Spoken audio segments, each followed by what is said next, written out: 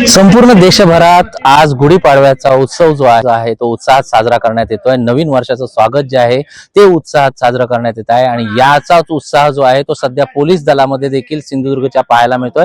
Sindhudurg police दलामध्ये आता नवीन अत्याधुनिक वाहनं जी आहेत ती आलेली आहेत आणि आपण आता या ठिकाणी पाहू शकतो की एकूण 27 वाहनं जी आहेत ती नवीन अत्याधुनिक यंत्रणा वापरलेली ही वाहनं जी आहेत ती आज गुढीपाडव्याच्या निमित्ताने हा जो ताफा आहे वाहनांचा तो वाहनांचा ताफा सिंधुदुर्ग पोलिसांच्या दलात या ठिकाणी सामील होणार आहे। सिंधुदुर्गच्या इतिहासात पहिल्यांदा जिल्हा नियोजन मधून ही 27 वाहनं जी आहेत ही पोलीस दलाला सुपूर्द करण्यात येणार आहेत।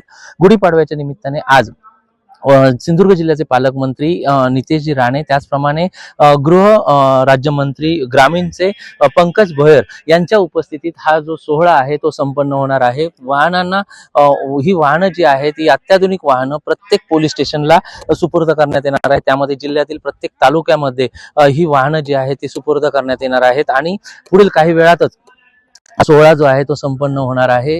तर मोठ्या प्रमाणात ही वाहनं जी आहेत ती सिंधुदुर्ग जिल्ह्याच्या इतिहासात पहिल्यांदा अशी वाहनं जी आहेत ही वाहनं खरेदी करण्यात आली होती। जर पाहिलं तर ही वाहनं जी आहेत आता या ठिकाणी अनावरणासाठी सज्ज झालेली आहेत। पुढील काही वेळातच पालकमंत्री नितेश राणे यांच्या हस्ते या वाहनांचं वाटप जे आहे ते होणार आहे, चाव्यांचं वाटप होणार आहे आणि पोलीस दलात एक आनंदाची बातमी जी आहे ही गुढीपाडव्यानिमित्त या ठिकाणी गृह खात्याकडून दिलेली पाहायला मिळते। व्हिडिओ जर्नलिस्ट अनिकेत सह विशाल रेवडेकर, LS मराठी, सिंधुदुर्ग।